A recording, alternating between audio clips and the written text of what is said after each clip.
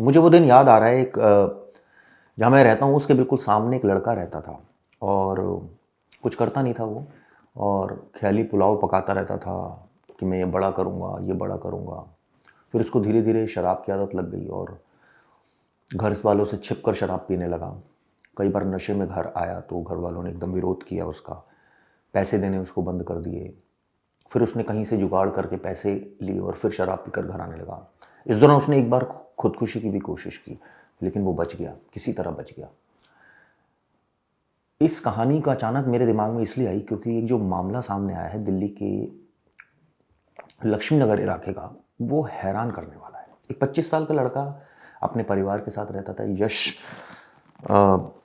यशवीर उसका नाम है, और उसके घर में उसके पिता रहते थे, माँ, उसकी उसकी छोटी बहन, भाई। उसका भाई जो है वो 7th क्लास में पढ़ता है। परिवार में उसकी 2020 में शादी होती है। तकरीबन उस वक्त 20 साल का था जो उसकी शादी हो गई थी। घर वालों ने ये देखते हुए कि भाई इसकी शादी कर दी ताकि ये सेटल हो जाए लड़का और अपनी जिम्मेदारियों का इसको एहसास होने लगे। लेकिन शायद उसको जिम्मेदारियों का एहसास बिल्कुल नहीं था। दिमाग उसका बहुत तेज था, क्योंकि वो जो हरकतें कर रहा था, वो जो भी हरकतें कर रहा था, उसने 5 बार, आप सोचिए, खुदकुशी की कोशिश की 2020 से लेकर 25 के बीच में। और उसके बाद अचानक उसने एक पॉलिसी भी करा ली। क्यों? पूरी कहानी आपको सिलसिलेवार तरीके से बताता हूँ। यशवीर नाम है लड़के का, जैसे मैंने बताया। 2020 में ये पूरा परिवार जो है यशवीर का, वो लक्ष्मी नगर में रहता है। और लक्ष्मी नगर की एक गली नंबर है, मंगल बाज़ार है, जहाँ पर एक गली नंबर 7 में परिवार के साथ रहते हैं।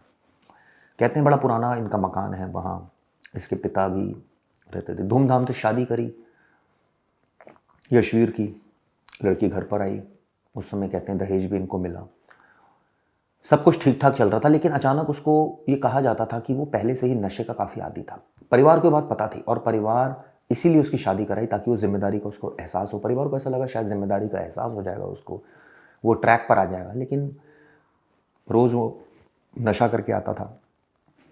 उसके घर में कलेश होते थे, बीवी उसका विरोध करती थी। कई बार झगड़े हुए घर में, कई बार घर में उसने नशे के दौरान बीवी को पीट भी दिया। लेकिन उससे नशा नहीं छूट रहा था। फिर पता चला कि वो जुए का भी आदी हो गया है। 2-3 जगह उसने नौकरी करी, लेकिन वो नौकरी चली गई उसकी। घर में उसकी जो छोटी बहन है वो एक लैब असिस्टेंट है। सिर्फ घर का जो सारा खर्चा चल रहा था वो उसी की सैलरी से चल रहा था, क्योंकि ये पता था कि ये लड़का तो कुछ कर नहीं रहा है। अब उसके कई सारे ऐसे दोस्त भी थे जो उसको उधार देने लगे। ये गंदी आदत होती है दोस्तों। मैं आपको बताना चाहता हूँ कि जो दोस्तों को उधार देते हैं वो एक तरह से आप उनको उनका दुस्साहस बढ़ा रहे हैं ऐसे लोगों का। क्योंकि अगर आप उधार देंगे ऐसे लोगों को तो नेचुरली वो कोई काम नहीं करेगा। उसको लगेगा उधार लेकर मैं चुकाऊंगा नहीं, एक शॉर्ट टर्म के लिए मैं ऐश कर लूँगा।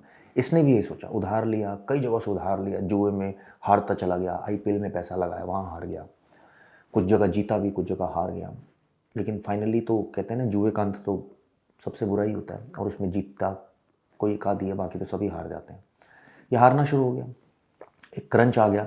फाइनली आप सोचिए कि यशवीर की ये हालत हो गई कि घर वाले सारे परेशान, उसके पिता भी परेशान, माँ अलग से परेशान, बीवी अलग परेशान, भाई बहन अलग परेशान कि ये क्या कर रहा है, पूरे घर की जो इज्जत है उसको स्टेक पर लगा रहा है, इस तरह की घटनाओं को अंजाम दे रहा है बार बार।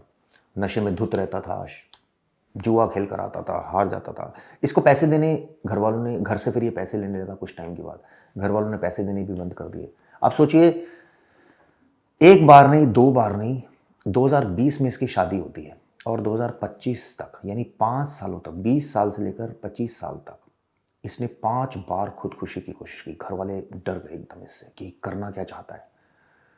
और इतना वो तंग आ गए कि एक बार उसकी माँ ने कह दिया था उसको कि भाई अगर तुझे मरना हो ना तो पहले हमें मार दियो, फिर मर जाइए। आप सोचिए कितना प्यार करती थी उसकी माँ।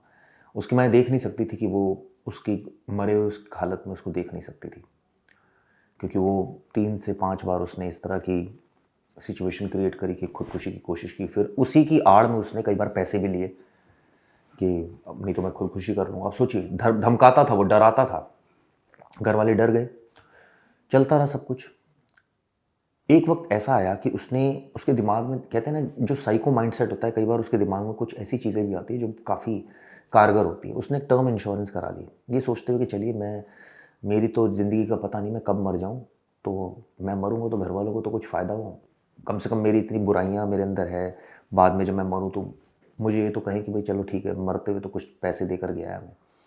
उसने टर्म इंश्योरेंस कराई, लेकिन आप देखिए इसकी हरकतें ऐसी थी कि उसकी किश्त नहीं चुका पा रहा था, कर्जा होता जा रहा था। अब जिन लोगों से पैसा ले रखा था 8 से 10 15 लोगों से, वो अब तकादा करने लगे कि भैया पैसा दो हमारा।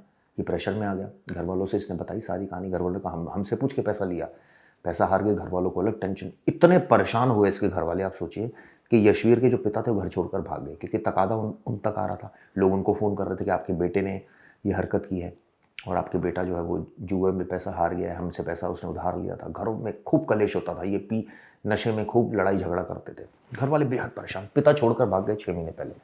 अभी 2 दिन पहले बताते हैं इसकी पत्नी भाग गई, क्योंकि वो भी बहुत परेशान हो गई।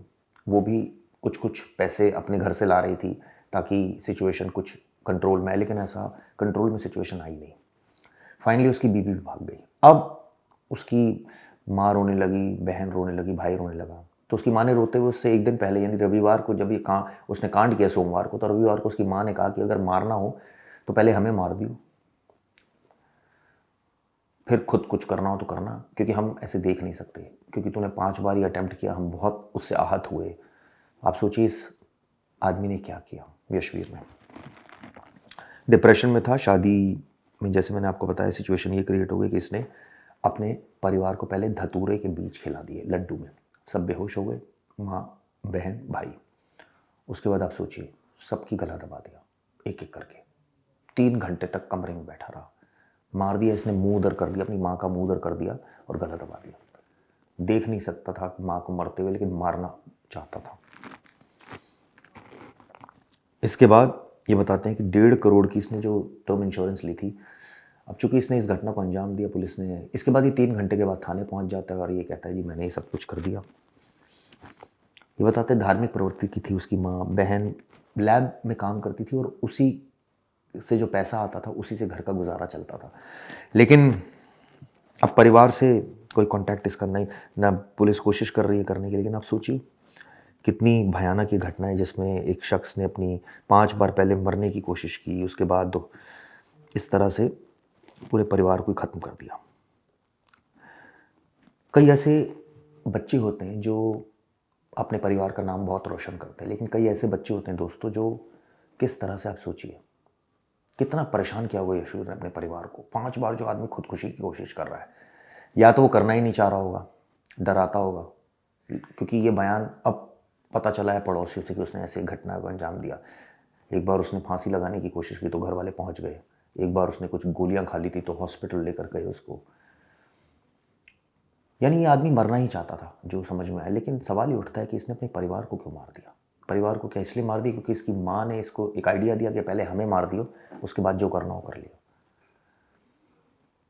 कई लोग तो ये भी कह रहे हैं, सोशल मीडिया में पढ़ रहा था कि इसको मरना था तो खुद ही मर जाता, कम से कम परिवार की सारी टेंशन्स तो ख़त्म कर देता, क्योंकि परिवार को तो इसने परेशान कर दिया था। अलग अलग तरीके की लोग बातें कर रहे हैं। इसने परिवार के एक एक सदस्य को मार दिया और खुद थाने पहुंच गया और ये कहता है कि मैंने मार दिया, अब जो मेरे साथ होगा वो कानून झेलेगा। पुलिस ने इसको गिरफ्तार कर लिया है। डीसीपी अभिषेक धानिया है ईस्ट के, डीसीपी ईस्ट है, उन्होंने बताया कि ये साइको प्रवृत्ति का आदमी है और ऑब्वियसली जिस तरह से इसने इस घटना को अंजाम दिया है, इसकी बहुत बारीकी से जांच हो रही है। इसके परिवार के अन्य सदस्यों को बुलाया जा रहा है, जो बचे हैं, यानी इनके पिता, ढूंढा जा रहा है उनको, पत्नी, और असलियत जानने की कोशिश हो रही है। क्या टर्म इंश्योरेंस इसीलिए कराई गई थी कि इसको पता था कि मैं ये घटना को अंजाम दे दूंगा और इसका फ़ायदा मेरे परिवार को मिलना चाहिए। लेकिन आपको बता दूं दोस्तों, इस तरह से इंश्योरेंस का फ़ायदा नहीं मिलता है, नेचुरल डेथ में मिलता है जहाँ तक मुझे आइडिया। अगर इस तरह से कोई खुद की जान लेने की कोशिश करेगा तो शायद इंश्योरेंस का पैसा भी नहीं मिलता है उनको। आप सोचिए पूरा परिवार 5 सालों से परेशान है, जुए की लत लगी हुई है, कई लोगों से पैसे पकड़ लिए हैं, तकादा कर रहे हैं लोग, उनके पैसे वापस नहीं कर रहा है। यानी जो बर्बादी इसने अपने घर की खुद ही लिखी, जो बर्बादी की कहानी थी उसको खुद ही लिखी, खुद ही इसने एक एक परिवार के एक सदस्य को मार दिया। ये तो पिता और पत्नी घर छोड़ के जा चुके थे, ये भी हो सकता था कि उनको भी मार देता। ये क्या पत्नी से झगड़ा हुआ, इस वजह से इसका दिमाग एकदम घूम गया और माँ ने बात बोली इसलिए इसका दिमाग घूम गया। पुलिस तहकीकात कर रही है। ये कहानी आपको दोस्तों ऑब्वियसली सन्न कर देगी। इस कहानी से ये सीख मिलती है कि एक्सपेक्टेशंस एक तो बिलो रखिए अपनी। दूसरी, अगर आपकी हैसियत है उतना ही काम कीजिए। तीसरी, जुए और शराब की जो लत होती है वो आप सोचिए किस कदर परिवार को ख़त्म कर देती है, उसका नज़ारा ये सामने आया। खैर, नमस्कार दोस्तों।